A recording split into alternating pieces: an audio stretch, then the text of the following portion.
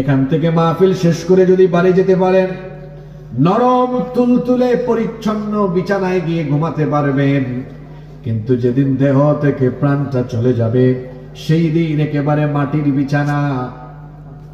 যেই জায়গাটা হলো এমন, নিচে মাটি, ডানে মাটি, বামেও মাটি, উপরে বাঁশের ছাউনি, কোনো লাইট নাই, আলো বাতাস নাই, ফ্যান নাই, এসি নাই, জনমানবহীন তমসাচ্ছন্ন অন্ধকারে আচ্ছন্ন এক কবর।